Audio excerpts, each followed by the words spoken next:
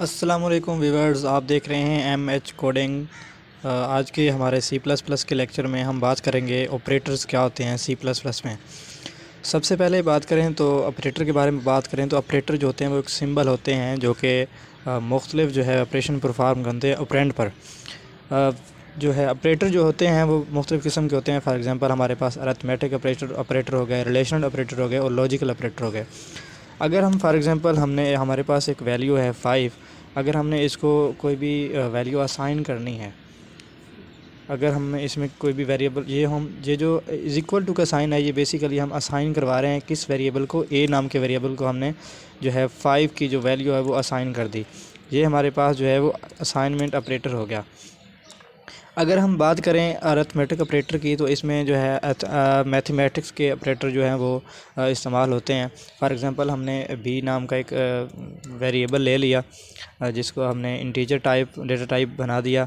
हमारे पास 10 है। अगर हम इन दोनों को कोई भी अरिथमेटिक ऑपरेटर जो है वो इसमें लगाना चाह रहे हैं तो हम फॉर एग्जांपल हमने दोनों का इसकी एडिशन करनी है तो हम कैसे करेंगे।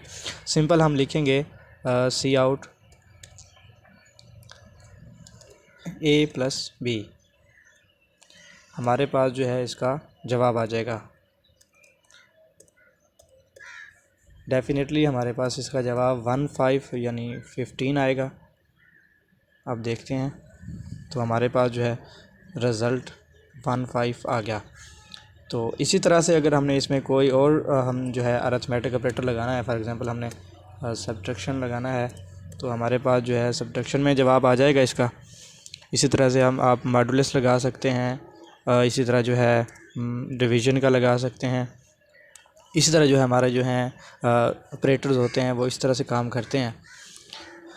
अब अगर बात करें रिलेशनल ऑपरेटर की तो रिलेशनल ऑपरेटर में जो होता है कोई भी वैल्यू कंपैरिजन करने के लिए less than is equal to, greater than is equal to, उसके अलावा जो है इज़ इक्वल टू का साइन आ जाता है। फॉर एग्जांपल हमने इन दोनों को देखना है कि जो 5 है इसमें ऐसे लिखते हैं हम ए जो है वो greater than is equal to B के है। तो अगर ये कंडीशन ट्रू होगी तो हमारे पास जो है 1 में आ जाएगा जवाब, चूँकि 1 जो है वो ट्रू के लिए इस्तेमाल होता है और जो फॉल्स है वो 0 के लिए इस्तेमाल होता है। अब जो ए है वो लेस दैन है बी से, बिल्कुल सही है। इसका मतलब इसका जो है हमारे पास आउटपुट वो 1 आना चाहिए। डेफिनेटली हमारे पास जो इसका जवाब है वो ट्रू आ गया। इसी तरह से अगर हमने दोबारा दूसरी कंडीशन लगानी है कि ए जो है वो इक्वल है बी के, तो ये बिल्कुल कंडीशन सही नहीं, तो हमारे पास जो जवाब है इसका वो फॉल्स में आ जाएगा। और फॉल्स में जवाब कैसे आएगा, वो हमारे पास आ जाएगा 0। हमें जो है वो 0 में वो जवाब दे देगा। आप देख सकते हैं हमारे पास जो है वो फॉल्स है, कंडीशन हमारी फॉल्स होगी तो हमारे पास जो है जवाब जो है वो 0 में आ गया। 0 जो है वो फॉल्स के लिए इस्तेमाल होता है और जो 1 है वो ट्रू के लिए इस्तेमाल होता है। उसके बाद हम लॉजिकल ऑपरेटर की बात करते हैं। लॉजिकल ऑपरेटर जो होते हैं वो एंड, आर और नॉट होते हैं।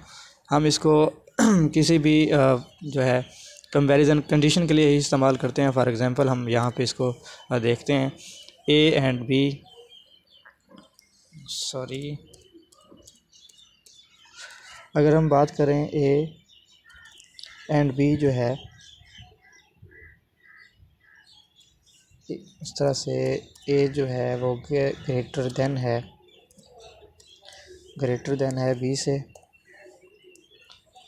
एंड जो है वो ये लॉजिकल ऑपरेटर होता है ए ग्रेटर लेस देन बी से, और जो बी है वो ग्रेटर देन है ए से। इस तरह से अब हम देखते हैं कि इसका क्या आउटपुट आता है आपके सामने। तो ये बात ट्रू है क्योंकि जो ए है वो छोटा है बी से और जो बी है वो बड़ा है ए से। तो इसी तरह से हमारे जो लॉजिकल ऑपरेटर हैं वो इस तरह से काम करते हैं। इसमें अगर हम जो है आर ऑपरेटर लगा के देखते हैं, आर ऑपरेटर जो है ये जो एंड ऑपरेटर है उसमें से सिर्फ जब हमारी एक कंडीशन बल्कि हमारी दोनों कंडीशनों का ट्रू होना ज़रूरी है। इसी तरह से हमारा जो है जवाब जो है वो ट्रू में आएगा। आर में हमारे पास एक कंडीशन ही ट्रू होगी तो हमारे पास जो है जवाब ट्रू में आएगा।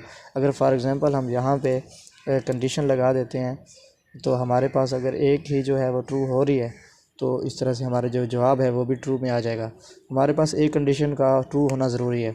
इस तरह से हमारे पास जवाब जो है वो ट्रू में आ गया। इसके बाद आ जाता है OR operator, sorry NOT operator. NOT operator जो होता है उसमें एक कंडीशन का हमें कंपैरिजन करना होता है। जो ए है वो लेस देन नहीं है बी से। अब यहाँ पे जो कंडीशन है वो बिल्कुल फ़ाल्स है, क्योंकि जो ए है वो लेस देन नहीं है बी से। तो हम चूँकि ए जो है वो लेस देन है बी से, तो हमारे पास जो जवाब होगा वो ज़ीरो में आएगा, क्योंकि ये फ़ाल्स होगी कंडीशन। तो हमारे पास जो जवाब आया वो ज़ीरो में आ गया। इस तरह से हम इसकी मज़ीद डिटेल में आगे पढ़ेंगे। हम एक सादा कैलकुलेटर भी बना के दिखाएंगे आपको इंशाल्लाह। तो अगर आपने चैनल सब्सक्राइब नहीं किया तो चैनल सब्सक्राइब कर दें और बेल आइकन को भी प्रेस कर दें, ताकि हम आपके पास जो नई आने वाली वीडियो हैं वो आपके पास पहुंच सकें। अपना बहुत सारा ख्याल रखिएगा। मिलते हैं अगले लेक्चर में। अल्लाह हाफिज़।